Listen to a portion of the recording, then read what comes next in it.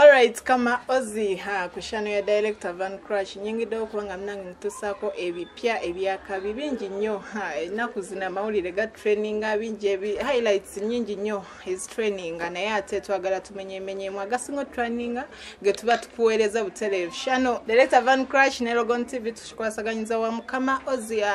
nyingi do kubanga mnanga ate ntusako amawulire ga Rema na Makula yakoze marriage shower bawe bakiyita simanyi nenga yasobodde okubanga akikwasaganya butereevu twalaba okukyala yakikwasaganya mu ngeri emu ebedala yakikwasaganya bulungi sente weeri awadde abamu bagamba Rema yasinga kiteekamu biki naye munaye musala ebigambo naye ate yatusirisiza ku mukolo ogwo gwe yakoze olunaku olw'ejjo lyagenze ku page na postingako ebifaananyi asirisa talina kyayogera tetumujjako interview tetumukola ki talina wadde tafulumirangako mu mawulire okuva omukolo okuva lwe yayanjula omwami we Hamza kale okuva ebyatandika training Rema yafunye omusajja omupya no tafumiranga ko gama kino na kino tatumanyi lwaki talina kyayogera ne munange atukubisa bikolwa tabadde tuli olunako radio nga page ye abitaddeyo ebifaananyi silent banner naye nga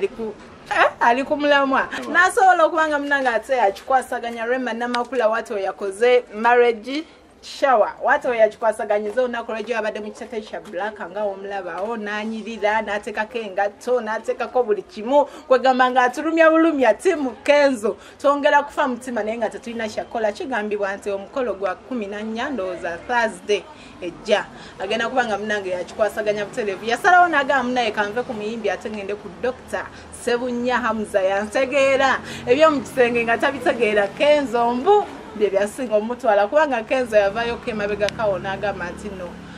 nze nnyinza okubawo ku mukolo gwa Rema reason being yesanyu lye gawuni yamutwala naye yakyogera bulalo naye nga asobola okubaayo tetumanyi ng'olina endowooza ki osobola ogenda ku mukolo gwa exiwo n'omuyimbira n'otandika okuyimba anyway Kenzo yanditukoledde ku mawulire ago naye wagakola ffe tujja kubaawo nnyo okubanga ate tugakutuusako butereevu ku mbaga ye tulabe kimunange tugirindiridde kati ensi eyuguuma just lwa mukolo gwa Rema bula simanyi nakyegiza kwogera kubanga sample zokka zaatuwaddeko okwokyala omukolo gwabaddewo ejjo kwegamba buli kimu silent banner asirise anawe twebuuza Rema kyekimusirisiza ku mukolo ogwo talina kyayogera tavaayo kwogera kino abula asirise busirise ekigambo kyeyavamu just ku mukolo we bali kumponya maziga Hamza katwagala tulabe ku mukolo gwo okwanjula kyekigenda okubaawo omukolo gugambibwa nti gugenda kubeera enabbingo ng'ennaku z'omwezi 14 Thursday ejja bagenda kuba bakikwasaganya butereevu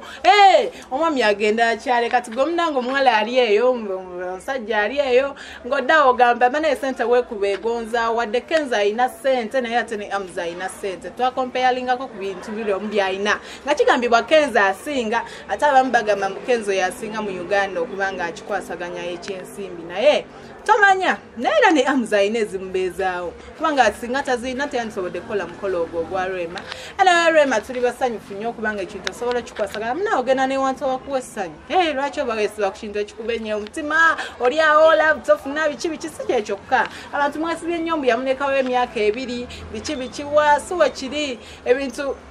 mwina okubanga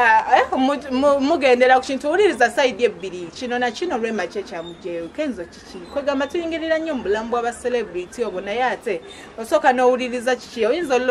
okwesanga nga si kyekyo nga bintu bingi nnyo ebyamusigula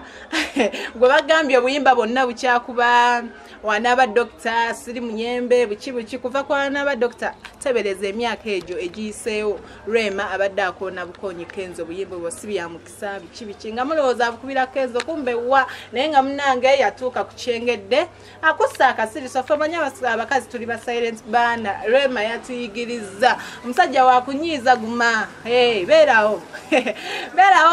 wafunayo ekigaga nga kikwanye nga kyo tekigenda kulwisa nnaku genda n'ekyo ate onaakola kibye tulina okukola anyway kama ozi we tulinya okubanga tukuweereza ku nsonga eyo engeri gyenkugambye nti nno omukolo gwa Rema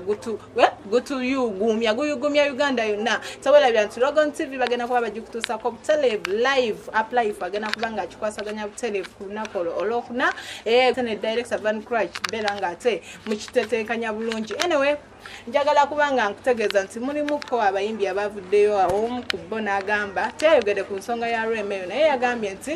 Rema guma gumoberewo kuba omusajja gwotute musiraamu yadda abasiraamu baba bakikwasaganya butereevu abasiraamu baga kigambibwa mbu akinya abayina okuba ne akinya sikirinako bukakafu era buli omu omuwala olina omusajja omusiraamu guma abamu basusa nawo ne babeera n'abakazi 5 munange n'amugamba Rema gy'oli guma beerawo ofumbe kuba nange namujja wange enfumba naye Maureen n'antume nga biva mu kamwake naye enewe si byaffe ebya Rema tujja kuba tubirinda wano ku Logon TV ne Director Van Crash tujja